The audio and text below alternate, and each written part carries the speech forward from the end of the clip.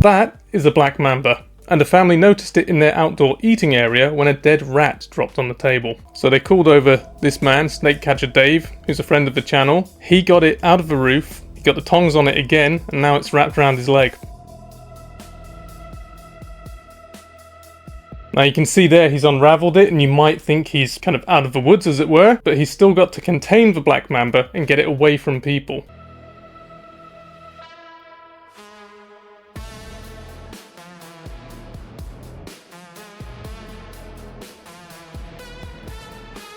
So from what he said, Dave was very grateful for his snake-proof gloves there. That gave him an extra layer of confidence, which is thankful, really. And the reason the black mamba is such a scary snake and why this situation makes me sweat is because whilst some Australian snakes technically have a drop-for-drop more potent venom than a black mamba, it doesn't work as well if you use a pressure bandage with them. So, if a black mamba bites you, you need to get to a hospital extremely quickly to have a good chance of survival.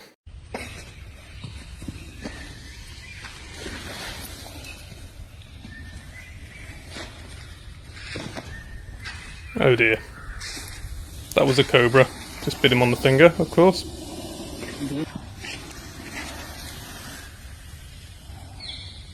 You know, with just a little bit more patience and a little bit more discipline, that bite was completely avoidable. Now this clip is just chaos. It's been going around the internet. There, he gets bitten on the hand after a couple of near misses already. Then he smacks the snake, and no wonder it wants to bite him.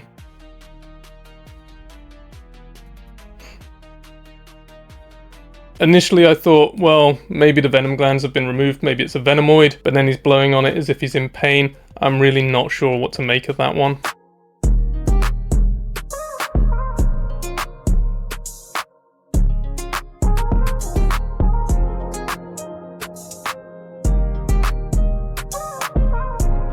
So that was a Mangshan pit viper, and I was about to say that is another handler who might end up missing a finger one day, but actually we're not really sure what the venom of that species does. We know it's probably highly hemotoxic, but we're not sure how potent it is for humans. Anyone runs into a turtle, save it.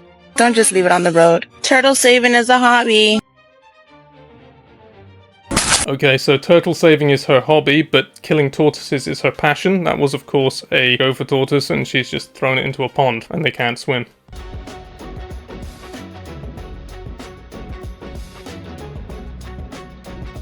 This is a lady I've featured on the channel before, handling a large Russell's viper, and look at the distance she's keeping, how she's leaning over, keeping her feet away from it, and she leads it into a cool little trap actually.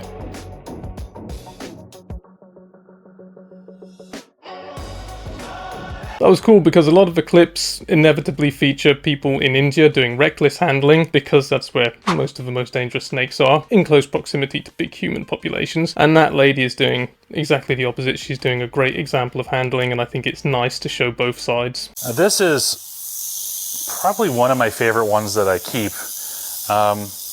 It's just such a great example of a Mojave rattlesnake. It's even greenish a little bit, which a lot of the ones here aren't. Has a really pretty tail, nice clean pattern, very easy to work with typically, and it has a good story too. This snake is one that you might recognize from a video a long time ago that was caught in bird netting. This snake was hopelessly caught up in bird netting. The problem with it is that we didn't know where it came from. So even after it was out, couldn't go release it. That is Rattlesnake Solutions. It's an account I would recommend following if you live in rattlesnake country, because this guy is genuinely about education. He does presentations sometimes, and he does bits of info like this to help us all understand rattlesnakes better. And he's not prancing around on stage, he's not trying to do showbiz, he's not doing these awful educational shows where the snake is visibly stressed by a crowd and he's trying to get a reaction out of it, anything like that. He just does genuine education.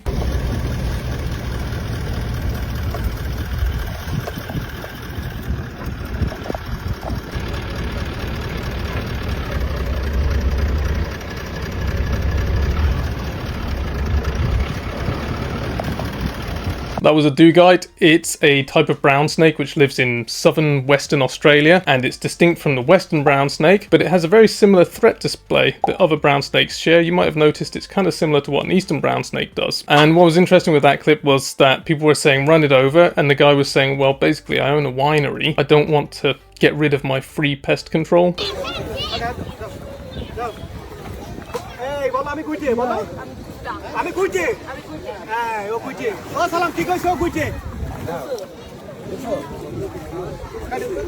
Nah, no thanks.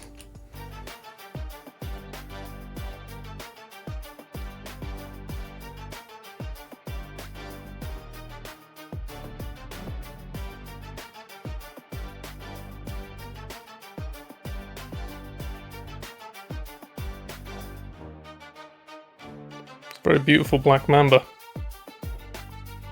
More chilled out than the one we saw earlier. Handling in bare feet is not for me, but what I liked about that guy was that he's very calm, he's very cool and confident, and he's just handling the snake appropriately. There's no danger talk, there's no jumping around, and there's none of those catchphrases like, I just want to work with this animal to show you such and such. He's just showing us a cool snake, basically. We just found the craziest looking turtle.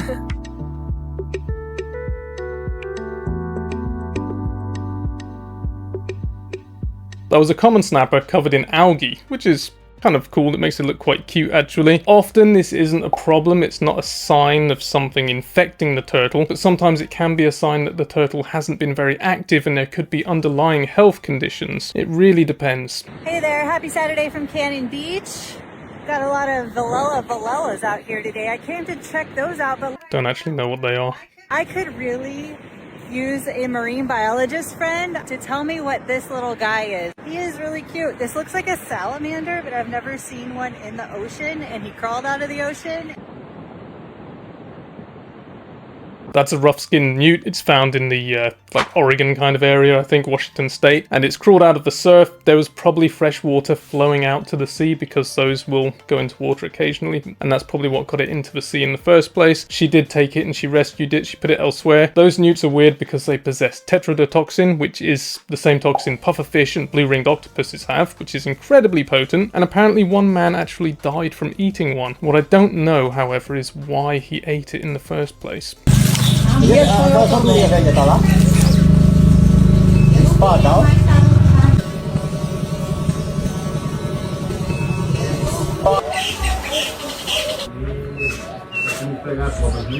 large amphisbaenian or worm lizard in Brazil, and they are pretty big there. If you find worm lizards in Europe, they're like that thick, maybe 6-7 inches long.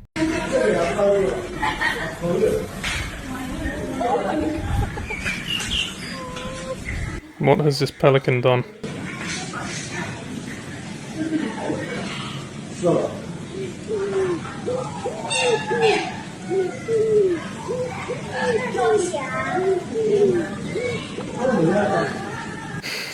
Poor pigeon. Pelicans are greedy. They got a big pouch for big meals, and they don't just eat fish.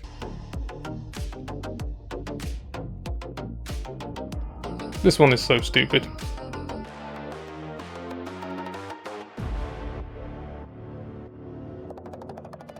And there's conflicting information coming out about it. Basically, what I heard was that the elephant was a 60-year-old elephant. It lived a good, healthy life up until then. And this artist from wherever it was, Barcelona, I think, has decided to paint it. And afterwards, the elephant has died.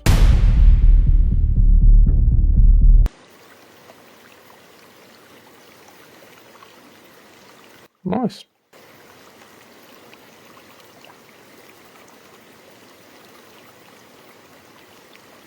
That was a pink-toed tarantula in Martinique swimming. They can swim, well, kind of floating and kicking I'd call it, but it goes to show that yes, you can have a water dish in your tarantula's enclosure. It won't drown them unless it's like a trap that they can really fall into and not get out somehow. But I have to make a confession here because I still put pebbles in the bottom of my tarantula's water bowls after all these years, even though I've seen footage like that.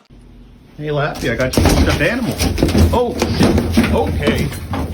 It's always surprising the power some animals can unleash when there's a territorial response. Nih, perhatikan.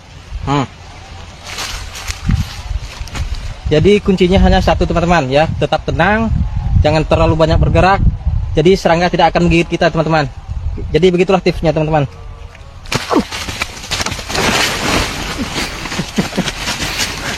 So that was a man sticking an ant's nest down his pants, and apparently the purpose of that clip was to teach us something about composure.